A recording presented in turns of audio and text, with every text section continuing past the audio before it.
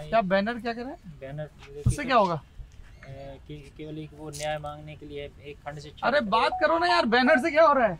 अच्छा नहीं, उसमें बात अपनी बताओ। क्या नाम बताया? पंकज सिंह भदौरिया। पंकज, क्या है संगठन आपका? संगठन में यूनाइटेड टीचर्स एसोसिएशन। तीनों लोग वहीं से हो? जी सर। यूनाइटेड टीचर्स एसोसिएशन तो क्या है ये? यूटा कन्नौज। ये टीचर्स का एसोसिएशन है और खंड शिक्षा अधिकारी औरैया में, खंड शिक्षा अधिकारी एक है बिधुना में।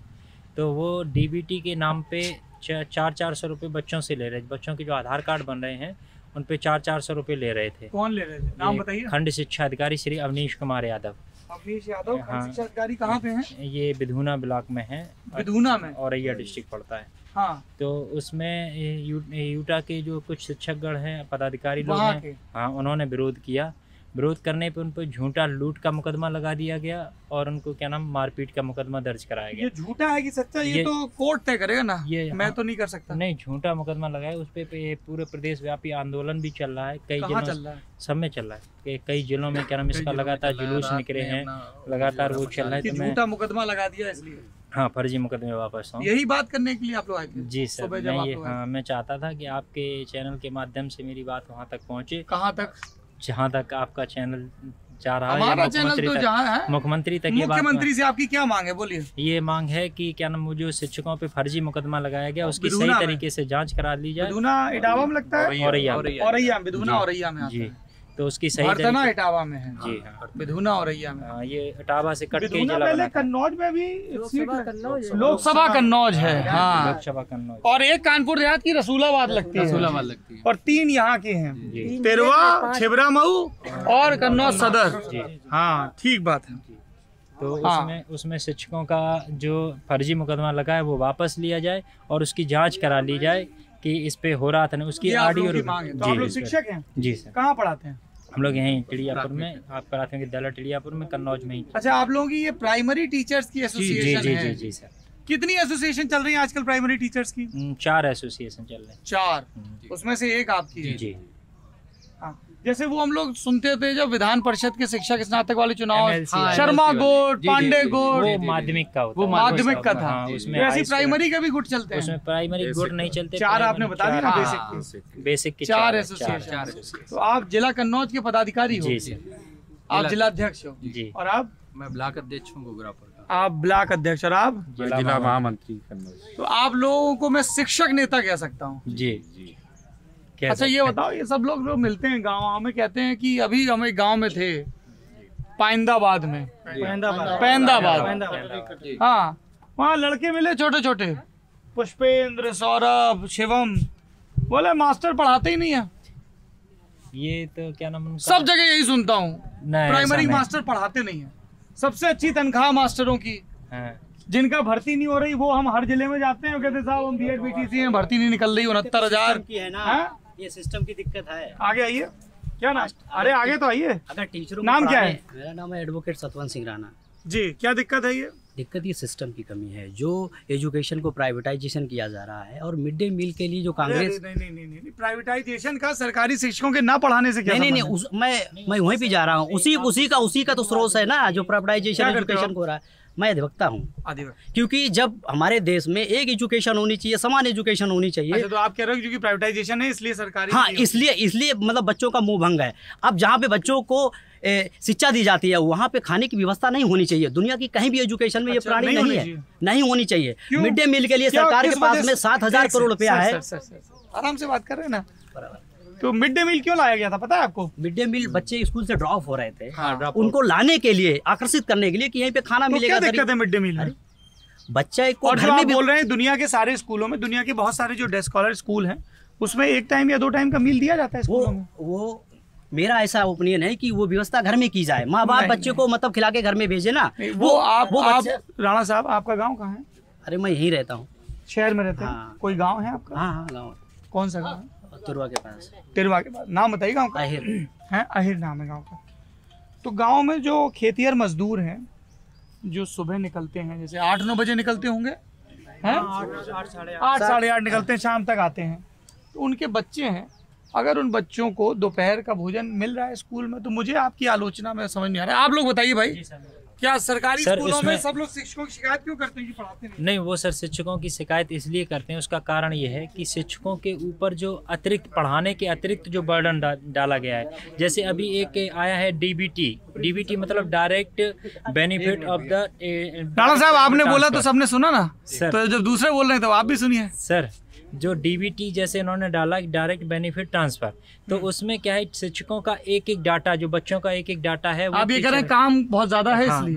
पर जो अब लोग इनके मिलते हैं ना, एक- जो बच्चे मिलते हैं वो ये कहते हैं कि साहब वो तो मोबाइल पे बात करते रहते हैं, ये करते रहते नहीं हैं। सर, दरअसल इन्होंने किया क्या है कि प्रेरणा ऐप मोबाइल पे टीचर अपने मोबाइल से प्रेरणा अच्छा, ऐप तो लॉगिन जो करेगा। बच्चों को लगता है कि मास्टर साहब मोबाइल पे टाइम वेस्ट कर रहे हैं, वो मास्टर साहब दरअसल सरकारी काम कर रहे होते हैं प्रेरणा ऐप जी पे। सर, प्रेरणा ऐप पे। अब उसमें क्या है कि एक एक बच्चे का आधार कार्ड मुझे गांव से लेना पड़ता है, उनके बच्चों के गार्जियन से, उनका खाता हमें गांव के बच्चों से लेना पड़ता है, नहीं है तो उसका आधार कार्ड भी हम अपने विद्यालय में बनवा इसलिए के आप फिर लोगों का उसके काम करते जो हैं। तो वो इन्होंने शिक्षण मोबाइल से इतर काम बहुत हाँ, बढ़ इतर रहा ज्यादा। अब जैसे हम जाते हैं गाँव में तो बच्चे कहते हैं ये तो घूम रहे हैं, अगर हम मोबाइल से काम करते हैं तो कह रहे हैं सर वो व्हाट्सएप चला रहे हैं, लेकिन दरअसल होता क्या है, मोबाइल से प्रेरणा ऐप है और इसके बाद क्या नाम एक दूसरा ऐप है दीक्षा ऐप है और ये डीबीटी का ऐप है, ये सब ऐप हमको उसमें लगातार फॉर्मेलिटी करनी अभी ये पड़ती है। बताइए, जैसे इतना गैप हो गया, 1.5-2 साल स्कूल बंद रहे, तो बच्चे तो पिछले ही भूल गए और प्रमोट भी हो गए, तो उसके लिए क्या करवा रहे हैं आप लोग? उसके लिए हम उनको एक दोबारा से क्या बोलते हैं उसको? उसको पुनः उसका एक नाम दिया गया है ना प्रोजेक्ट का, हाँ, उसका क्या नाम है? उनका क्या नाम ये है, रिव्यू करा रहे हैं उसको, क्या उसका नाम है, एक पूरी शीट बना के भेजी गई है, प्रेरणा तालिका से प्रेरणा तालिका बना के। आप भी टीचर हो? सभी ये तो कौन कौन आपके साथ हैं? ये सब मेरे साथ टीचर ही 5। दो उधर साइड। अच्छा, आप लोग भी इनके संगठन से जुड़े हुए हैं? बढ़िया, चलिए। तो आपका ये विधुना वाला मुद्दा आ गया। जी जी। हैं? अच्छा जी, आप लोग यहीं पार्क में घूमने आए हैं? नहीं सर, आपको देख के सब लोग, अरे हमको देख के नहीं, वो तो आपको सुन के आए हैं सर। क्या नाम है तुम्हारा दोस्त? इधर आओ। सलमान, क्या बढ़िया बाल कटवा है, दिखाओ उधर से, दिखाओ उधर से। क्या बोलते हैं इस हेयर स्टाइल को? कुछ भी थोड़ी, ऐसे बोला होगा ना जाके तुमने। हैं? नहीं, बैठ जाते बैठ जाते हैं, काट देता है। क्या काम करते हो? ग्रिल फाटक का काम ग्रिल फाटक का काम। तो उसमें क्या वेल्डिंग वगैरह करते हो? क्या करते हो? मिस्त्री मिस्त्री है। तो मतलब किसी दूसरे के यहाँ काम करते हो, दिहाड़ी के हिसाब से है मामला या क्या है? करते हैं दूसरी जगह। पढ़ाई लिखाई कितना की हो? 5 फिर क्यों नहीं पढ़े? क्या वजह रही? इच्छा नहीं हुई। आप क्या करते हैं चाचा? खेती किसानी कर रहा हूँ, क्या कर। क्या नाम है आपका नेताजी? इंजीनियर अनुज यादव। इंजीनियर अनुज यादव जी। कहाँ से इंजीनियरिंग की भैया? यही कन्नौज से। कन्नौज से जी। कौन से कॉलेज से? Government polytechnic. गवर्नमेंट वाला। ट्रेड कौन सी थी? इलेक्ट्रॉनिक्स। इलेक्ट्रॉनिक। फिर नौकरी वगैरह की? जी अभी इसी वर्ष कंप्लीट हुआ है। क्या इरादा है आगे? अब आगे तैयारी कर रहे हैं, कोई वैकेंसी आने की कोई वही नहीं, उम्मीद ही नहीं है। इंजीनियर में क्या की वैकेंसी? सर जो हम लोग जो ये इंजीनियरिंग में तो प्राइवेट सेक्टर में बहुत नौकरियां होंगी। प्राइवेट में है, लेकिन प्राइवेट में जिस हिसाब से सैलरी है वो कम है। जी बिल्कुल। काम मेरे कई साथी कर रहे हैं नोएडा गाजियाबाद में, पता तो आप चला। कह रहे हो कि आपने इंजीनियरिंग की और आपको सरकारी नौकरी चाहिए। जी अब आगे तैयारी तो इसीलिए कर रहे हैं कि आगे कोई वैकेंसी आएगी तो हम लोग। कैसी वैकेंसी आती है इसमें पॉलिटेक्निक करने के बाद? सर कई तरीके की हैं, जैसे जो ये पावर हाउस में है ऑपरेटर। आपकी ट्रेड क्या है? इलेक्ट्रॉनिक्स। इलेक्ट्रॉनिक्स जी। पावर हाउस में ऑपरेटर की। हाँ हाँ, उसमें भी कई आती हैं, इसी तरीके की वैकेंसियाँ आती हैं। अच्छा जी। और आप कुछ सपा के किस उसमें नेता हो? छात्र सभा में है। छात्र सभा में क्या हो? प्रदेश में सचिव हूँ। छात्र सभा में प्रदेश सचिव। यार हम अभी इटावा बात कर रहे थे, हमारे एक संपादकीय साथी थे, कह रहे थे कल यहाँ शिवपाल यादव की रैली आ रही है। तुम लोगों के लिए कैसे होता है? जैसे अभी यहाँ अखिलेश यादव और शिवपाल यादव अलग अलग हो गए हैं, जी तुम्हारे भी कुछ साथी प्रसुपा में चले गए होंगे, जी हैं तो बड़ा कंफ्यूजन रहता होगा कि चाचा भतीजे का झगड़ा है। नहीं झगड़ा क्या सर, उनकी पार्टी अलग है, हमारी पार्टी अलग है। पर अभी जैसे अखबारों में खबर चल रही है, उनने 11 अक्टूबर समय दिया था कि सर समय दिया है, अब ये राष्ट्रीय अध्यक्ष निर्णय करेंगे। तो मैं तुम्हारे हिसाब से तुम्हारी क्या सलाह होगी राष्ट्रीय अध्यक्ष को? बताओ, अखिलेश यादव क्या सलाह दोगे? हम लोग तो यही चाहेंगे कि परिवार एक हो जाए, पर मतलब दो पार्टियों में गठबंधन हो जाए। जी गठबंधन हो जाए या विलय हो कितनी जाए। सीटें देनी चाहिए? अब ये निर्णय तो राष्ट्रीय अध्यक्ष का है। देखो अभी तुम आगे चल के बड़े नेता बनोगे ना, तो इस तरह के तो मीडिया में खूब सवाल पूछे जाएंगे ना। तो सवाल हम उसका जवाब दे रहे हैं कि ये निर्णय तो राष्ट्रीय नेतृत्व का है, वो जो भी फैसला करे। अगर वो तुमसे सलाह मांगे तो क्या सलाह दो, कितनी सीटें देनी चाहिए? अगले शिवपाल चच्चा कितनी सीटों में नुकसान पहुंचा सकते हैं सपा को? देखिए, देखो हंस रहे हैं सब लोग पीछे। ये नुकसान का तो कहीं वही नहीं है, क्योंकि कोई नुकसान नहीं है। नहीं तो फिर क्यों गठबंधन कर रहे हैं? अब गठबंधन उनकी भी कुछ क्षेत्र उनका भी है जहाँ वो मजबूत कौन सा? काफी क्षेत्र है, जैसे ये पश्चिम इटावा है, पूर्वांचल में भी उनका काफी है। शिवपाल यादव जी, तो उनके वर्चस्व के हिसाब से ये नेता हैं, बड़े नेता हैं, तो ये जो भी उनका निर्णय होगा राष्ट्रीय अध्यक्ष दोनों लोग आपस में बैठ। अच्छा, ऐसे डर भी लगा होता होगा, परिवार है कुछ बोल दें? नहीं, ऐसा वो एक हो जाए, हमको दिक्कत हो? नहीं, ऐसा कुछ नहीं, ऐसा नहीं है जी। तो तुम्हें आगे चल के नौकरी करनी है या नेतागिरी करनी है? अब पॉलिटिक्स में उतर रहे हैं तो इधर भी अभी तुमने कहा कि सरकारी नौकरी तैयारी कर रहे हो। तैयारी भी कर रहा हूँ, पढ़ाई भी कर रहा हूँ। दोनों काम एक साथ कहाँ होते हैं? मैं LLB भी कर रहा हूँ, अभी पढ़ाई भी कर रहा हूँ। ये तो पक्का नेतागिरी वाले हैं।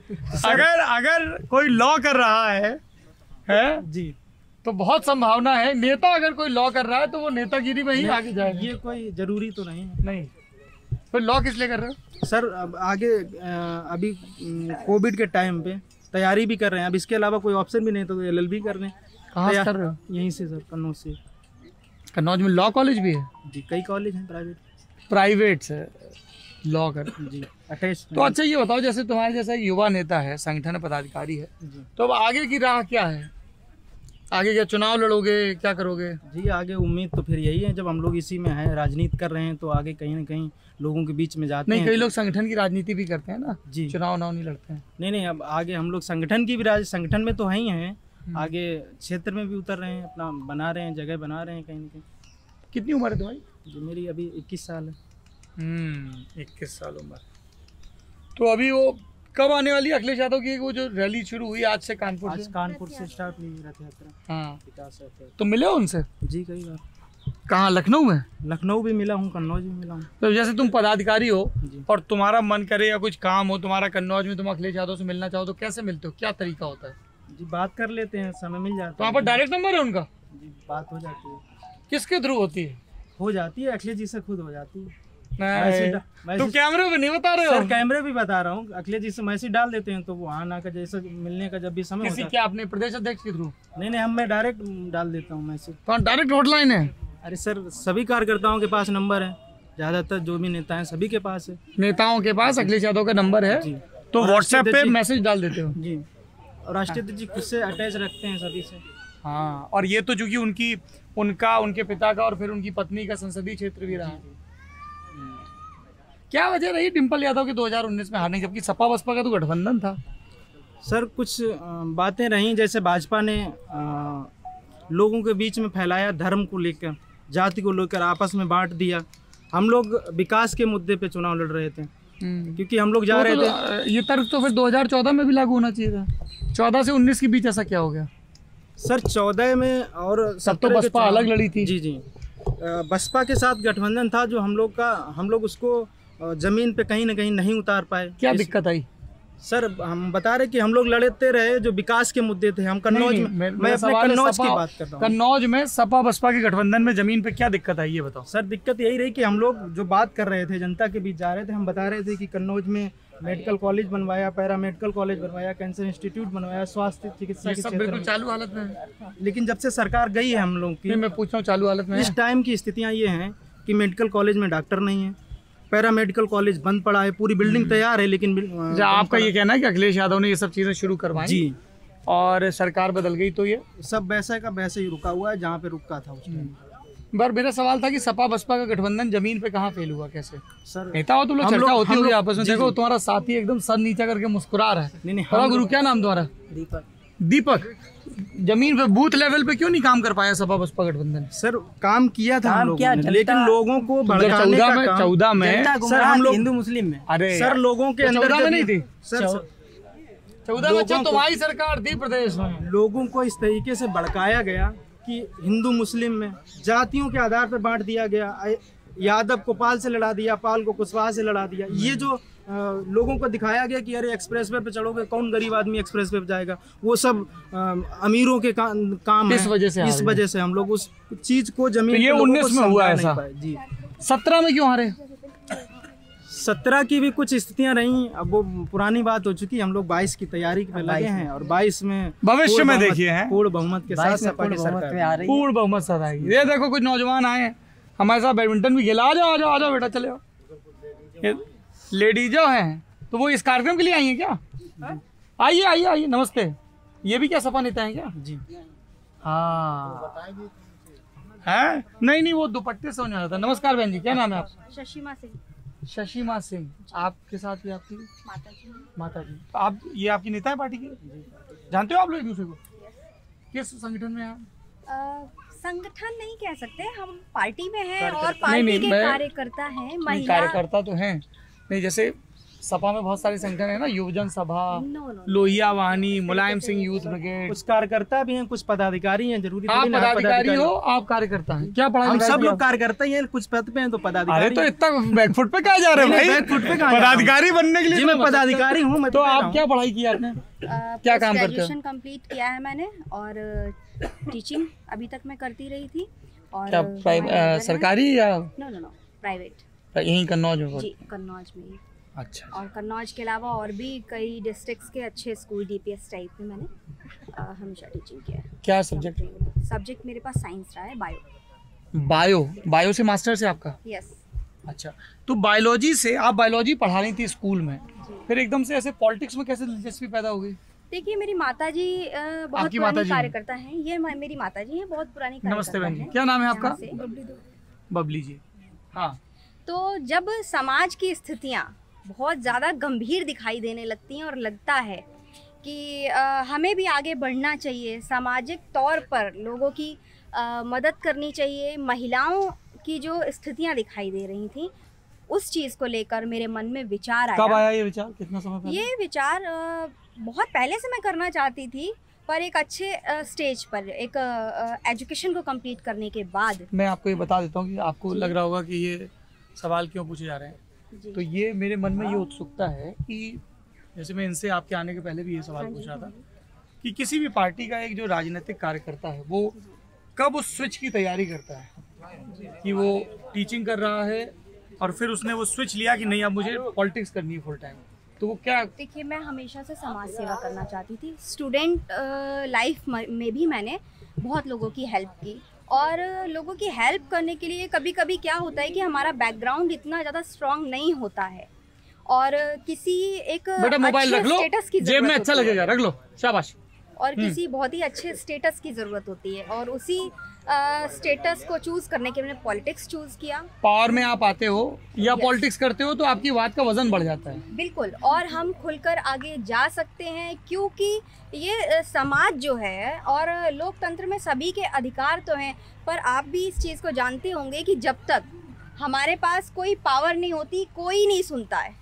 पावर वालों की सुनते हैं। यस, ऑब्वियस सी चीज है। तो जैसे अभी सपा पावर में थी तब आप लोगों की सुनी जाती होगी, अब भाजपा पावर में है तो नहीं सुनी जाती होगी। अरे हम ऐसा नहीं, मैं कहना चाहती हूँ कि सुनी नहीं जाती है। पावर में रहना सुनना एक अलग की चीज़ है। हम लोग अपनी बात रखते हैं और क्या अगर सुनने ना सुनने की सर बात करें तो आप देखिए ना हम लोग कितनी मेहनत करते हैं। क्या सरकार कोई सुनवाई करती है इस समय? पता नहीं, हर बार जो विपक्ष में होता है यही बात करता है। आप क्या करते हो भैया? सौरभ पटेल है। सौरभ, क्या बात है, नामा राशि है, नामा राशि। क्या करते हैं पटेल साहब? वकालत करते हैं। क्या है, छिबरा मऊ से आए हो ना तुम? जी। बढ़िया। छिबरा मऊ तो यहाँ से कितना 30-40 किलोमीटर दूर है। अगर ये तिरवा से जाएंगे तो 32 मेरे गांव तक पड़ेगा। उधर तो वहीं छिबरा मऊ वकालत करते हो? जी। क्या छिबरा मऊ के क्या मुद्दे हैं, क्या हाल है वहाँ का? हम तो यही आपके मतलब चैनल के माध्यम से मांग करना चाहते हैं कि सड़क, शिक्षा, स्वास्थ्य, सुरक्षा। सड़क, शिक्षा, स्वास्थ्य, सुरक्षा, थोड़ा ये तो वेग टर्म हो गए ना, क्या थोड़ा खोल के बताइए। और सड़क पे क्या होना चाहिए? सड़कें बन जाएं। सड़कें नहीं बनी है? नहीं, जर्जर हो चुकी हैं, बहुत जर्जर हैं सड़कें छिबरा मऊ की। आपके यहाँ से तो अर्चना पांडे, एक सेकंड, मैं वो करता नहीं हूँ, वो चैनलों वाली जो पॉलिटिकल डिबेट होती है ना, हाँ, तो आराम से देखो, तुमसे बात कर रहा था तो तसल्ली से तुमसे कर रहा था, इनसे तो इनसे आराम से बात करते हैं, है ना। तो सड़कें छिबरा मऊ से तो अर्चना पांडे है ना विधायक, मंत्री भी नहीं है, फिर वो स्टिंग आया था तो फिर मंत्रालय चला गया। हाँ, सड़कें नहीं बनवाई उन्होंने? नहीं, गाँव से जो जुड़ी हुई हैं सड़कें वो नहीं। गांव से हैं। नेता लोग क्या बोलते हैं वो मुझे पहले से पता होता है चाचा। आप पार्टी बता दो, मैं बता दूंगा वो नेता क्या बोलेगा। इसीलिए मैं थोड़ा आपकी बात नहीं कर रहे हैं, नेता लोगों की, किसी भी पार्टी को, तो जनता से इसलिए मैं थोड़ा ज्यादा बात करता हूँ। तो सड़कों की स्थिति खराब है। हाँ, और आपने क्या बोला दूसरा मुद्दा? शिक्षा का। शिक्षा में क्या करना चाहिए, क्या गड़बड़ है? ये प्राइमरी जो स्कूल हैं उनमें पढ़ाई तो होती नहीं। देखो अभी हम यही कह रहे थे मास्टर साहब से, देखो आपके सामने कह रहे हैं प्राइमरी में पढ़ाई नहीं होती। ये देखो अब तूने बोल दिया वकील साहब, प्राइमरी मास्टर खड़े हैं, उन्होंने सही बोला है। लेकिन आप लोगों ने भी अपनी वजह बता दी। हाँ, तो प्राइमरी में पढ़ाई नहीं होती और डीबीटी करवा रहे हैं। क्या करें पढ़ाई, जितनी पढ़ाई ये बात कह रहे हैं कि जब आप हमें मौका ही नहीं दे रहे हैं पढ़ाने का, आप हम तो डीबीटी करवा रहे हैं, गांव-गांव में राशन कार्ड बनवा रहे हैं, गांव-गाव में वैक्सीनेशन करवा रहे हो, फिर क्या करें? नैन्सी क्या करती है? नैन्सी सर मैंने जर्नलिज्म किया है। जर्नलिज्म किया है, पत्रकार हैं आप? क्या बात है। तो किस संस्थान के साथ पत्रकारिता करती हैं? मैंने कानपुर यूनिवर्सिटी से कोर्स किया है, देन के न्यूज में जॉब किया। के न्यूज कोई चैनल है? हाँ जी, रीजनल चैनल है यूपी का। हाँ, कानपुर न्यूज, के न्यूज, अरे वाह। हाँ, फिर अब अभी मैंने रिजाइन डाल दिया है, बिफोर 2 मंथ्स खुद का रिजाइन डाल दिया। उन्होंने बायोलॉजी की नौकरी छोड़ के वो नेतागिरी कर रही है, तुमने के न्यूज छोड़ के अब क्या कर रही हो? मैं खुद का यूट्यूब चैनल, अच्छा वगैरह खुद की ही चीजें मैंने। अच्छा चलो, ये तो बढ़िया है भाई, बहुत प्रतिभाशाली लोग हैं। ये देखिए पीछे राम मनोहर लोहिया की मूर्ति लगी हुई है। लोहिया जी इस देश के बड़े नेता थे और जो ललन टॉप के पुराने दर्शक हैं वो जानते हैं कि मैं लोहिया जी के विचारों से कितना प्रभावित हूँ, है ना। और अब लोहिया जी का नाम सब लोग अपने अपने राजनीतिक कारणों के लिए लेते हैं, पर लोहिया जी को अगर आप समझना चाहते हैं तो लोहिया जी की किताबों को पढ़िए। है जाति प्रथा पर एक उनकी किताब है, कास्ट सिस्टम पे। भारत माता धरती माता एक किताब है लोहिया जी की, वो पढ़िए। बद्री विशाल पित्ती के यहाँ उन्होंने क्या काम करवाया, हुसैन से कौन सी पेंटिंग्स करवाई, वो पढ़िए, है ना। और लोहिया समग्र आप मस्तराम कपूर ने एडिट की हुई है, वो ज़रूर पढ़िए। लोहिया जी कई यूनिवर्सिटीज़ में जाके भाषण दिया करते थे, उनको पढ़िए। नौजवानों के बारे में, स्त्रियों के बारे में, शिक्षा के बारे में, अंग्रेज़ी के बारे में उनका क्या सोचना था। खुद उन्होंने जर्मनी में रह के डॉक्टरेट की पढ़ाई की थी और बड़ी उनकी तीखी डिबेट हुई हैं। तो उस पत्राचार के बारे में भी पढ़िए जो लोहिया और गांधी के बीच हुआ, लोहिया और जेपी के बीच किस तरह के मतभेद थे। और बहुत दिलचस्प। और जिस कन्नौज की धरती पे मैं खड़ा हूँ, राम मनोहर लोहिया यहाँ से एक दफ़ा सांसद भी रहे हैं। कब रहे हैं सांसद? क्या कर रहे हो यार गुरु, तुम सपा के नेता हो, सब गड़बड़ कर दोगे। शायद 92 करीब, 92 में, 1992 में लोहिया जी सांसद रहे कन्नौज से। और देहांत फिर कब हुआ लोहिया जी का? 1992 में तो सपा बन गई थी, तो सपा से थे सांसद वो? किस पार्टी से थे?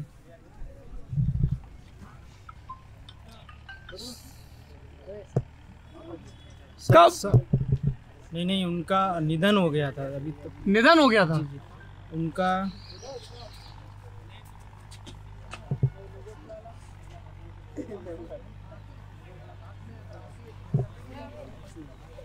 थोड़ा सा यही कहता हूँ मैं, है ये लोहिया पार्क है, आपके नेता अखिलेश यादव के मुख्यमंत्री रहते हुए बना है। तो थोड़ा सा लोहिया जी के बारे में, आप लोग पदाधिकारी हैं, पढ़ा करिए। इतने करीबी मुकाबले में जीते। यहाँ से शीला दीक्षित भी सांसद रही हैं, यहाँ पे अकबर अहमद डम्पी भी चुनाव लड़ चुके हैं आके। 1967 में थे।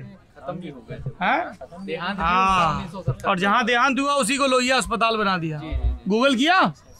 मैं आपका ऐप डाउनलोड कर रही हूं। ऐप डाउन, अरे वाह कितनी बढ़िया। देखिए अगर आप ऐसे ही करिए जैसे नेताजी ने किया, लल्लन टॉप का ऐप जरूर डाउनलोड करिए। आपने ठीक रहा, मुझे याद दिला दिया। वहाँ सब मार्केटिंग वाले बोलते हैं, ये भी बोला करो ऐप डाउनलोड करें। प्रचार उचार कुछ करते नहीं, लगे रहते हो बातें करने में। हैं आप कहाँ से आए हैं? आप किसी से भी कर रहे थे। पार्टी में हमारे इतना कमजोर कोई नहीं है। क्या पार्टी में कमजोर इतना कोई नहीं है, चाहे वो पदाधिकारी हो चाहे कार्यकर्ता हो। कहने का मतलब ये था कि अभी जिस टाइप से आपने बोला कि पार्टी से हैं और पढ़ना चाहिए ना। हाँ, नहीं तो यही तो मैंने कुछ गलत थोड़ी कहा। नहीं, फिर आपने यही कहा कि गूगल किया क्या तुमने? नहीं तो गूगल का, जैसे मान लो आपको कोई चीज नहीं पता है तो उसको गूगल करना चाहिए और दूसरे सोर्सेज पे जाना चाहिए। ज्ञान को लेके more you know how little you know, जितना हम पढ़ते जाते हैं। क्या नाम है भाई साहब? आप तो बड़े चक्रवर्ती आकाश राष्ट्रवादी बजरंग दल नगर। एक सेकंड, ये पूरा नाम है तुम्हारा? जी। इतना लंबा नाम है? जी जी। तुम बाणभट्ट के चेले हो क्या? बाणभट्ट बहुत लंबे लंबे वाक्य लिखते थे। फिर से बताओ अपना नाम। चक्रवर्ती आकाश राष्ट्रवादी। चक्रवर्ती आकाश राष्ट्रवादी। आधार कार्ड पे क्या लिखा हुआ है? आकाश वाजपेयी। हाँ, और ये तुमने फिर लेकिन अपना नाम रखा है चक्रवर्ती आकाश राष्ट्रवादी। ये सर हमको किन्हीं लोगों की वजह से नाम दिया गया हुआ है। किन लोगों की वजह से? विश्व हिंदू परिषद से प्रांत संगठन मंत्री मधुराम जी भाई साहब। उन्होंने कहा कि तुम चक्रवर्ती हो और राष्ट्रवादी हो। चक्रवर्ती आकाश राष्ट्रवादी। जी सर, काफी लंबा हो गया। कोई बात नहीं, ये तो नाम है, मर्जी है। तो भैया क्या करते हो तुम? तुम विश्व हिंदू परिषद से जुड़े हो? सर हम बजरंग दल से नगर संयोजक हैं कन्नौज के। बजरंग दल से नगर संयोजक हो जी। वैलेंटाइंस डे पे काम काफी बढ़ जाता होगा सर, काफी है। सब लोग हंस क्यों रहे हैं? ये सर अब की बार तो यहीं पे बैठना पड़ा था, खटिया डाल के। यहाँ बैठना पड़ा था जी। क्या कर रहे थे यहाँ खटिया डाल के बैठ के? सर यहाँ पे काफी शिकायतें आती हैं। शिकायतें आती हैं जैसे कि लव जिहाद ज्यादातर यहाँ पर पार्क में करते हैं। लव जिहाद आके नहीं, यहाँ पे कन्नौज के सड़कों नहीं। तो वैलेंटाइंस डे पे क्या कर रहे थे खटिया डाल के, ये बताओ? सर यहाँ पे बैठे थे, लोगों की निगरानी कर रहे थे। निगरानी कर रहे थे? तो तुम्हें ये जिम्मेदारी किसने, सरकार ने दी है क्या कि तुम लोगों की निगरानी करो? नहीं सर। वो जो लोग बैठे हुए थे वो बालिग होंगे या नाबालिग भी होंगे? पार्क तो बैठने के लिए ही है सर। प्रेमी जोड़ों पे निगाह रख रहे थे क्या? नहीं सर, हमारा उद्देश्य ये नहीं है कि प्रेमी जोड़ों पर निगाह रखना या मतलब किसी क्या कर रहे थे पार्क में बैठ के वैलेंटाइंस डे पे, बताओ? सर हमारा उद्देश्य है किसी भी तरीके का जिहाद ना हो पाए। जिहाद ना हो पाए, तो इसके लिए तुम पार्क में खटिया डाल के बैठते हो? सर काफी कुछ करना पड़ता है। क्या बताओ जरा, यही तो जानने निकले हम। क्या करना पड़ता है जिहाद रोकने? सड़क पे भी घूमना पड़ता है, रोड मार्च करना पड़ता है सर। रोड पे क्या करना पड़ता है? मार्च। रूट मार्च करना पड़ता है। रूट मार्च, उससे फिर जिहाद रुकता है। सर हम मतलब काफी जो मनचले सड़क पे घूमते हुए हैं उनके ऊपर नजर रख सकते हैं। जो सड़क पे मनचले घूमते हैं तुम उन पे नजर रखते हो? तो जैसे मान लो तुम सड़क पे जा रहे हो, तुमको कोई मनचला दिखा, कैसे पता चलता है कोई छेड़खानी कर रहा है? सर अलग से पहचान लेते। अलग से पहचान लेते हो? देख के पहचान लेते हो? सर बिल्कुल। तुम ये तकनीकी सरकार को बताओ, सरकार भी पहचान ले, क्योंकि ये काम तो सरकार का है ना, law and order maintain. Sir इतनी पहुंच नहीं है सरकार तक हमारी जो हम उनको इतनी मतलब बता सके। तुम ये कह रहे हो कि बजरंग दल की पहुंच नहीं है? बजरंग दल की पहुंच पर हमारी पहुंच नहीं। हम ज्यादा से ज्यादा मतलब खटिया डाल के बैठ सकते हैं पार्क में, स्टेट लेवल तक नहीं जा सकते। स्टेट लेवल तक तो प्रेमी जोड़ों को, तो वो जो ऐसे वीडियो आते हैं वैलेंटाइंस डे पे डंडे लेके दौड़ाने वाले, वो भी किया है? सर वो उतना तो नहीं किया है। उतने तक अभी नहीं पहुंचे हो? मान है करने का? जैसे मान लो तुम वैलेंटाइंस डे पे आए, कोई प्रेमी जोड़ा बैठा हुआ है, तो तुम क्या करोगे? जाके उनका नाम पूछोगे? सर उनसे पूछेंगे आपका नाम क्या है। क्यों पूछोगे तुम? ये तुम्हें किसने राइट दिया है पूछने का? सर किसी ने दिया तो नहीं, मतलब अगर हम इस तरीके के कार्य नहीं करते हैं, हो सकता है यहाँ पर किसी भी प्रकार की घटना, और अक्सर घटना घटती रहती है सर यहाँ। अब जैसे वो पार्क में भैया भाई बैठे हुए हैं, है ना, तो तुम उनसे जाके पूछोगे कि आपका नाम क्या है? सर वो भैया भाभी दूरी से देखने में लग रहे हैं। तो देख के भाग जाते। मान लो अच्छा लड़का लड़की बैठे हुए हैं जी, तो उनको जाके फिर तुम पूछते हो? मैं इसलिए कि ये वीडियो आ रहे हैं, हमें मुलाकात होगी, हम पूछने लगे यहाँ तो। नहीं बिल्कुल सर, अच्छी बात। तो लव जिहाद रोक रहे हो तुम? बस सर हमारा कार्य लव जिहाद रोकना। और क्या क्या काम है? तो हाथ में क्या हो गया भैया? पट्टी बंधी हुई है। सर ये मैच खेले थे, चोट लग गई, गाड़ी चला थोड़ा उसमें दवाई ववाई लगाई? आके यहाँ पे लगे हैं। अरे सेहत का ख्याल रखो अपना, है ना। काम कोई भी करो कानून के दायरे में करो, है। तो जैसे पता वता पूछते हो फिर? सर पता वता पूछते हैं, अगर वो बोलते हैं भाई बहन है तो नंबर मांगते हैं, उनके माँ बाप को बुलाते हैं। वो बोलते हैं भाई बहन है तो नंबर मांगते हो, फिर माँ बाप को बुलाते हो। और मान लो भाई बहन नहीं दोस्त हैं, तो फिर पुलिस आती है, उठा ले जाती है। पुलिस आती उठा ले जाती है? मतलब अगर मैं लोहिया पार्क कन्नौज में अपनी किसी दोस्त के साथ बैठा हूँ और तुम आओगे और फिर पुलिस आएगी मुझको उठा ले जाएगी? अरे सर दोस्त वाली बात अलग होती है। फिर ये एक बोला जाता है शब्द प्रेमी प्रेमिका। मान लो मैं अपनी प्रेमिका के साथ बैठा हूँ। सर ये प्रेमिका और प्रेमी में भी मतलब कई तरीके के शब्द आ जाते हैं। किस तरह के बताओ? थोड़ा हमारा ज्ञान वर्धन करो। जैसे हमने आपको बताया ना, एक लड़का और लड़की बैठे हैं, मान लो वो गर्लफ्रेंड बॉयफ्रेंड हैं, डेट कर रहे हैं, they are not sure about their relationship, तो सर इन्हीं वजह से तो जिहाद फैलता है। जिहाद फैलता जब हम अच्छा मान लो तुम्हें एक लड़का लड़की मिलते हैं जी, और जिहाद तो अलग अलग धर्मों में फैलता है मेरे ख्याल से, आपके हिसाब से। जी जी मान लो दोनों लड़के लड़की हिंदू हैं, तो फिर तुम कुछ नहीं बोलते हो? या दोनों लड़का लड़की मुसलमान है तो कुछ नहीं बोलते हो? तो सर दोनों लड़का लड़की अगर हिंदू हैं तो फिर जिहाद की चिंता नहीं है? आपको बुलाते हैं, फिर क्यों बुलाते हो? शादी करवा देते हैं। क्यों शादी करें? तुम्हारा मैरिज ब्यूरो है क्या? नहीं, मैरिज ब्यूरो नहीं है। अगर वो बैठना चाहते हैं यहाँ पर, आने वाले जनरेशन उन पर खराब असर पड़ता है सर। लड़का लड़की के पार्क में साथ बैठने से आगे आने वाली जनरेशन पे कैसे खराब असर पड़ता है सर? क्यों नहीं पड़ता है, मैं जानना चाहता हूँ। अभी मैं आपको एक कांड बताता हूँ। दिल्ली में एक लड़की थी, करीब आज से 15 दिन पहले वो हमारे कन्नौज में किसी लड़के के साथ भाग के आ गई। उसके घर वाले परेशान हैं। अब उसका बताइए क्या किया जाए? घर वाले परेशान है। अगर वो भाग के आई थी वो उसको अपने घर पे बताना चाहिए था ना सर। तो तुम्हारे हिसाब से जितने भी लोग, शादी कोर्ट मैरिज करनी चाहिए थी, रजिस्टर्ड करानी चाहिए थी, अपने घर पे बताना चाहिए था।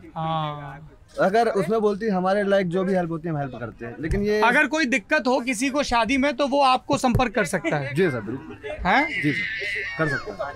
अच्छा, मान लो किसी का नहीं माने शादी का, भी वो लोग श्योर नहीं है शादी को लेके, तो फिर घूमना बेकार है। तो फिर नहीं घूम सकते? हाथ में हाथ डाल के बाहों में बाहों डाल के घूमना गलत है। ये हमारी संस्कृति है। धार्मिक व्यक्ति जो लोग होते हैं ना, उन पर गलत असर डालता है। मतलब एक लड़का और लड़की अगर हाथ में हाथ डाल के घूम रहे हैं तो ये क्या क्राइम है इंडियन पीनल कोड के तहत? नहीं, उसके तहत तो कोई क्राइम नहीं है। सरकार ने क्राइम डिक्लेयर किया है। लेकिन सर ये जब ये क्राइम बन जाता है ना, कैसे? तो इसकी जवाबदेही नहीं बन पाती है। इसलिए तुम लोग क्राइम को होने से पहले ही रोक देते हो। अरवल बिल्लौर में अभी एक कांड हुआ था, डाली कुशवाहा वाला, आपको याद होगा? हाँ, क्या कांड हुआ था? एक लड़की जाती है, कुछ लोग वहाँ पर कारोबारी लोग उनको बुलाते हैं कि मैं आपको नौकरी दूंगा। लड़की नौकरी के बहाने चली जाती है, बाद में उसके साथ दुष्कर्म होता है। तो लड़की नौकरी के बहाने गई, लड़की नौकरी के बहाने अब वो लड़की पार्क, पहली चीज तो ये कि तुमने जो कहा कि लड़की नौकरी के बहाने गई, तो नौकरी के लिए, जैसे मैं नौकरी के लिए इस पार्क में आया हूँ आपसे बात करने, है ना, आप एक सामाजिक कार्यकर्ता हैं, सामाजिक कार्यकर्ता ही है ना? हाँ सर, एक तौर पे देखा है धार्मिक कार्यकर्ता है। चलो ये एक नया टर्म है। तो लड़की नौकरी के लिए गई, अगर लड़की के साथ कोई अपराध हुआ है तो उसमें पुलिस और कोर्ट करेगी, लेकिन तुम जो पार्क में जाके नाम पूछ रहे हो, जैसे अभी तुम यहाँ आए हो, ये तुम्हारे पीछे एक पत्रकार खड़ी है, यहाँ एक नेता खड़ी है, कहाँ गई वो बहन जी आपकी बिटिया? तो तुम इनसे पूछोगे नाम? मान लो ये किसी लड़के के साथ खड़ी हुई है, ये अपनी पार्टी के नेता के साथ खड़ी बात कर रही है। सर एक पहनावे से और एक संस्कृति से अलग ही छलक जाता है। दूर से आदमी देख के बताएगा दीदी खड़ी है, और दूर से अच्छा, अब तुमको पता है नेताजी ये मम्मी के साथ आई तो दीदी खड़ी है? नहीं तो जाके पूछते। अच्छा, मान लो दो लड़के वहाँ बैठे, मान लो वो समलैंगिक हैं, तो वो भी रिलेशनशिप में है, तो उनको कैसे पहचानोगे? तो थोड़ी नजर से पहचान लेते हैं। नजर जैसे हम आते हैं ना लोहिया पार्क में, तो जो लड़के लड़कियां बैठते हैं। अच्छा, कितने के जत्थे में आते हो? करीब आते हैं 20 से 25 लोग। 20 से 25। पूछताछ के लिए इतने लोग तो चाहिए ही। बाई चांस अगर उन्होंने हमारे पर हमला कर दिया तो और सेल्फ डिफेंस के लिए और क्या क्या रहता है? डंडा वगैरह कुछ? नहीं, ये कुछ नहीं, बस 20-25 लड़के। अगर बाई चांस कुछ भी कोई दिक्कत आती है तो हम लोग प्रशासन को फोन करते हैं। प्रशासन यहाँ क्या बोलते हो कि हमने लोहिया पार्क में छापा मारा? नहीं, लोहिया पार्क में मतलब घूमते वक्त, वहाँ पे सैर करते वक्त यहाँ पर कुछ लड़के लड़कियाँ बैठे हैं, जिन लड़के लड़कियाँ बैठे हैं। हाँ, इन पर शक है तो आप आइए। इन पे क्या शक है सर? कि ये अपने घर में बता के नहीं आए? तुम्हारी उम्र कितनी है? सर काफी उम्र है। कितनी? काफी कम उम्र है। कितनी बाली उम्र है? 21 साल है। अच्छा, ये वो फिल्में देखते हो? हाँ। कौन सी हीरोइन कौन सी पसंद है? सर हमें बस रामायण पसंद है। रामायण पसंद है? महाभारत पसंद है। रामचरितमानस पढ़ी है? सर ज्यादा तो पढ़ी नहीं, पर देखी है पर्दे पे। देखी है? जी सर। हाँ। तो जैसे टीवी खोला, कोई गाना आ रहा है जिसमें ऐसे लड़का लड़की कुछ प्यार की बातें कर रहे हो, जल्दी से बंद कर देते हो? नहीं सर, वो तो हम खुद अपने मुंह से गाते हैं। गाते हो? जी सर। कौन सा गाना गाते हो? कोई प्रेम का गाना सुनाओ जरा। नहीं सर। रिंगटोन क्या है इनकी? बहुत सही। क्या रिंगटोन है तुम्हारी? तो अच्छा एक बात बताओ, जैसे हम पर्दे पे देखते हैं कि कोई लड़का लड़की, लड़का लड़का, लड़की लड़की, जिसका जिससे मन करे, आदमी एक पशु को है, जैसे कुत्ता है ऐसे प्यार से पुचकारता है, गाय को अग्रासन देता है। दो लोग हैं, अगर प्रेम कर रहे हैं, किसी को क्या दिक्कत है? सर कहने का मतलब ये है, अगर हम कुछ अच्छा कार्य करने जाते हैं तो हमसे कुछ गलत हो जाता है। अच्छा, गलत होता है? ये बात बताओ तुम हमसे। अब तो तुमने बहुत ईमानदारी से बात की, लोहिया जी की छाया में खड़े हो, ईमानदारी से बताओ चक्रवर्ती, शाम का वक्त है, प्रायश्चित का कभी कोई समय नहीं होता तय, जब कर लो तब प्रायश्चित। कभी कोई ये जो तुम विजिलेंटे फोर्स जिसको बोलते हैं अंग्रेजी में, ये जो तुम रक्षा दल बने हुए, कभी ऐसा भी हो कि किसी के साथ गलत हो गया? जैसे मान लो कि लड़की बैठी हुई है, ठीक है, किसी दोस्त से बात कर रही है, एकदम से जाके तुम लोग नाम बताओ अपना, पापा फोन कर, बेचारी रो रही, तो इसमें तुमने कौन सी संस्कृति की रक्षा कर ली भैया? कभी कुछ ऐसा गलत हुआ जो तुमको लगा यार ये थोड़ा ज्यादा हो गया? सर मेरे मोबाइल में रिकॉर्डिंग पड़ी हुई है, आपको रिकॉर्ड भी करते हो? नहीं, बात सुनिए मेरी पहले। मेरे मोबाइल में रिकॉर्डिंग पड़ी हुई है, हम आपको रिकॉर्डिंग सुना सकते हैं कि रोज हमारे पास कितनी लड़कियों के फोन आते हैं और वो बराबर बोलती हैं कि आज फलाने लड़के ने हमको परेशान किया है, तो ऐसे बिल्कुल ऐसे जब भी किसी भी लड़की को कोई भी लड़का परेशान करे तो पुलिस को सूचित करिए, ताकि पुलिस और लड़की के परिवार वालों को इस चीज़ के लिए एनकरेज करिए कि वो ऐसे जो गुंडे घटिया तत्व हैं उनके खिलाफ मुकदमा करें, FIR करें और उनको सख्त से सख्त सजा मिले। और बहुत सारे लोग मानवाधिकार का भी मुद्दा लाते हैं। मुझे लगता है कि लोगों के बहुत इनको ढंग से खुराक मिलनी चाहिए। सर हम लोग गर्ल्स कॉलेज में जाते हैं, उनको मतलब तुम लोग क्यों जाते हो? सर हम लोगों का जाने का दायित्व है। क्या किसने दिया तुम्हें ये दायित्व? विश्वेंदु परिषद ने कि गर्ल्स कॉलेज में जाओ, वहाँ के प्रिंसिपल साहब से अनुमति लेकर। अच्छा, तो ये बोलो कि प्रिंसिपल से अनुमति लेके जाते हैं, फिर क्या करते हो वहाँ पे?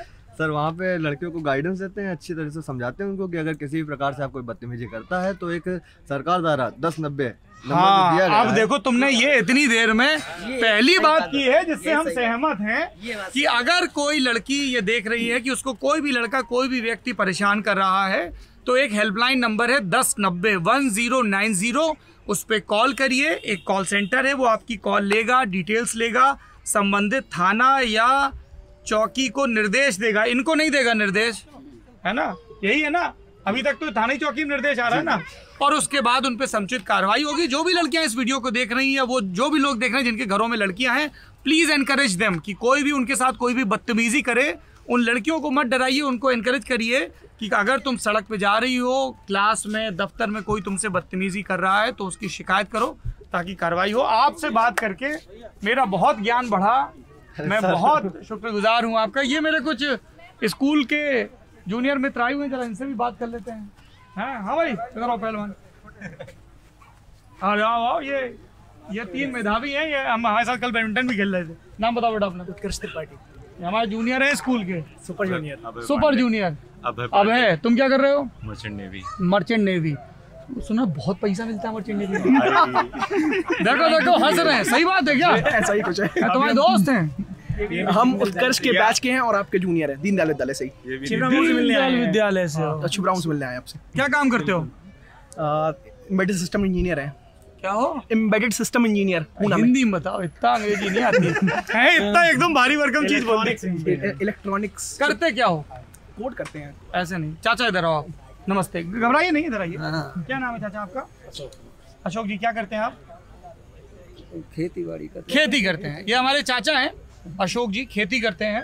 किस चीज खेती करते हैं? आलू की खेती करते हैं। अशोक जी को बताओ क्या काम करते हो? अच्छा जी, आपने कभी रेडियो चलाया पुराने जमाने में? रेडियो सुनो भाई जरा एक सेकंड। हाँ, आपने आज से 30 साल पहले रेडियो चलाते थे। उसके अंदर आपने घर में रेडियो या फिर कोई भी इलेक्ट्रॉनिक गैजेट आपने खोला हो तो आपको उसके अंदर हरा हरा कुछ चिप टाइप का कुछ दिखा कभी? मतलब हरा, जैसा हरा या नीला। हाँ, वो कंप्यूटर के अंदर खोलते हैं तो एक हरी सी चिप होती है। जी जी। हाँ, तो उसका तो वो टूट जाने पे दिखती है। जब वो टूट जाए, अब आप ना तोड़ो यार, तुम चाचा का टीवी तोड़वाओगे। हाँ, फिर हरी चिप दिखती है। तो उसको कोड करते हैं हम लोग। कोड करना क्या होता है? VLSI। अपनी बारी पे आने पे हाथ धोएं। हाँ, क्या करते हो? तो वो जो होती है वो चिप होती है, वो हो गया हार्डवेयर। जैसे मोबाइल में चिप होती है, जैसे हार्डवेयर वो होता है जिसको आप छू सको, सॉफ्टवेयर वो होता है जिसे आप छू ना सको। जैसे चाचा टीवी है, टीवी के अंदर बहुत सारी चीजें लगी होती हैं भीतर, तो उसको हम छू सकते हैं ऐसे, जैसे हम आलू को छू सकते हैं, तो उसको बोलते हैं अंग्रेजी में हार्डवेयर। और कई चीजें जो उसके अंदर चलती हैं, जैसे टेलीफोन के अंदर आदमी थोड़ी घुसा होता है, वो तो आवाज आती है और सुनाई देती है। हाँ। तो वो आवाज आके सुनाई कैसे दे, उसके लिए जो सिस्टम में चीजें पीछे से डालते हैं, बड़े बड़े एक्सचेंज बने होते हैं, वो सब सॉफ्टवेयर से बनते हैं। उसमें भी हार्डवेयर होता है, अलग हार्डवेयर होता है, लेकिन वो सॉफ्टवेयर। तो तुम क्या फोन करते हो वहां से? नहीं। करते क्या हो? मेरी जॉब है जिसमें कंपनी मेरे को हार्डवेयर भेजती है और हम उसमें सॉफ्टवेयर डालते हैं। अरे वो जो नेहरू प्लेस में MS ऑफिस डालते हैं वो? नहीं, एम्बेडेड सिस्टम। मजाक कर रहे हैं। कहाँ से बीटेक किया है? JSS नोएडा। JSS नोएडा। वहाँ तो सुना ठीक ठाक रैंक चाहिए, वो प्राइवेट कॉलेज ठीक ठाक है। उसके बाद फिर CDAC, ministry of electronics and telecom से PGDS। तुम क्लासमेट हो? पोस्ट ग्रेजुएशन डिप्लोमा भी किया है। बढ़िया। और तुमने क्या पढ़ाई की? हमने ग्रेजुएशन किया हुआ है, साइंस ग्रेजुएट है, और उसके बाद टीचिंग डिप्लोमा किया हुआ है, डिप्लोमा इन एलिमेंट्री एजुकेशन। अच्छा, भर्ती का इंतजार कर रहे हो? हाँ, भर्ती का इंतजार कर रहे हैं। उसमें भी मेरी एक मुद्दा है, शिकायत है कि मतलब योगी गवर्नमेंट ने सुन रहे हैं? अरे वो रिकॉर्ड हो रहा है। 2018 में एक वैकेंसी निकाली 68,500। हाँ, इसके तुरंत ही 1 साल के अंदर एक वैकेंसी दूसरी आ गई 69,000 69,000। अब ये एक ही साल के भीतर आपने 5 साल के कार्यकाल में एक इतनी लंबी बड़ी बड़ी वैकेंसियाँ दी, मतलब ऑलमोस्ट 1.25 लाख से ऊपर 1,40,000 के आसपास वैकेंसी आपने दे दी, ठीक है ना। और इसी की अपेक्षा अगर आप ये करते कि प्रतिवर्ष लगभग 20,000 25,000 PRT के टीचर भर्ती करते तो उसमें आपको हर बैच से मेधावी छात्र भावी शिक्षक के रूप में प्राप्त होते हैं। तो ये एक बहुत बड़ा मुद्दा है कि मतलब आप चुनाव करवा लेते हैं, तुरंत रिजल्ट आ जाते हैं, लेकिन जो है एक वैकेंसी को क्लियर होते होते और टीचर को अपॉइंटमेंट मिलते मिलते 4-4 5-5 साल लग जाते हैं। आप क्या करते हो भैया? मैं एडवोकेट हूँ शिवरा मऊ से। दोस्त हैं? हाँ, मैं इसके साथ ही अच्छा, आप लोग छिबरा मऊ से आए हो? जी। आप हमारे छिबरा मऊ आ नहीं रहे हो तो हमने सोचा ठीक। अरे हम सब जगह सदैव नहीं पहुंच सकते ना, एक दिन एक जिला है। हाँ जी, आपका नाम? अभय पांडे। अभी तो बताया था बहुत पैसा कमाते हैं। क्यों ऐसे, जब तुम जैसे वहां से जा रहे होते हो अफ्रीका के नीचे से, है सोमालिया से, तो सुएज कैनाल पार किया, खतरा रहता है। हाँ। तो बंदूक रखते हो? नहीं, बंदूक नहीं, सिक्योरिटी हायर करनी पड़ती है। Security USA provide. ऐसे घर पे चाची को दुखी तो लगी रहती होगी, इतना सब खबरें आती रहती हैं। हाँ, कभी कभार नहीं, बीमा भी रहता होगा, इंश्योरेंस रहता है। हाँ, बड़ा रिस्क का काम है। चाचा कैसी है आलू खेती इस बार? कितना रेट है? 500 400 कितना? कौन सी बोई है? पुखराज है, हॉलैंड है, चिप्सोना है, कौन सा बोया है? कंचन है। कंचन बोया। क्या रेट मिल रहा है? अपनों ही तो बीज अपना ही था, तो अभी निकाला नहीं? निकाल रहा है। क्या रेट मिल रहा है? रेट तो ऐसा जैसो फंसिया किसान 300 रुपया 400 रुपया 500 रुपया 500 रुपया। अब जैसे अब नवरात्र चल रही तो रेट थोड़ा चढ़ा होगा? अब ज्यादा चढ़ेगा एकदम, पानी बरसने। चलिए, तो ये आप लोग भी बात करने आए क्या कुछ? हाँ जी, नमस्कार। बहुत बड़े फैन है। अरे मित्र हैं भाई आप लोग। फैन वैन क्या होता है? सब फालतू। 3 लाख 3.5 लाख थे, देखो अब 2 करोड़ होने वाले हैं। 1 करोड़। बढ़िया। क्या करते हो आप लोग?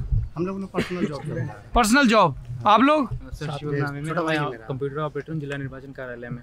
जिला निर्वाचन कार्यालय में। अभी सर बेरोजगार, फिलहाल वर्तमान में तो बेरोजगार कहूँगा, क्योंकि 30 सितंबर को कॉन्ट्रैक्ट एंड हो गया था मेरा। अब सर ये है कि किसी भी मतलब आउटसोर्सिंग नीति के ऊपर मैं बात करना चाह रहा था। बोलिए। आउटसोर्सिंग नीति सर सरकार की एक ऐसी नीति है जो थर्ड पार्टी को एंट्री करके मतलब किसी का एक तरह से शोषण होता है। जैसे कि मैं भी मतलब काम करता हूँ लगभग सर 12 घंटे, बल्कि कभी कभी 14 घंटे भी हो जाता है। लेकिन सर अगर सैलरी की बात की जाए तो लगभग 9,000 रुपये सर। तो 9,000 में सर 12 से 14 घंटा काम करना, और फिर तो कहीं ना कहीं एक तरह से शोषण होता है सर। तो क्या होना चाहिए सर? होना ये चाहिए कि कुछ बदलाव हो के जो न्यूनतम मतलब श्रमिक वेतन होता है उसको लागू करना चाहिए। और जैसा कि सरकारी कार्मिकों को मिलता है 10% इंक्रीमेंट पर ईयर मिलता है, कुछ ना कुछ इंक्रीमेंट लगता है, तो वो आउटसोर्सिंग जितने भी कार्मिक लगे हुए उनके साथ भी ये होना चाहिए सर। ठीक है, तो हम लोग कन्नौज आए हुए थे। आपने कन्नौज के बहुत सारे नौजवानों की अलग अलग मसलों पे बातचीत सुनी, और अब कारवां आगे बढ़ेगा। इटावा, फिर औरैया, उसके बाद दशहरे की छुट्टी मनाई जाएगी। और जैरी जी दशहरे पे आप और आयुष जी मेरे साथ मेरे गांव चलेंगे हैं, और मेरे शहर चलेंगे उरई हैं।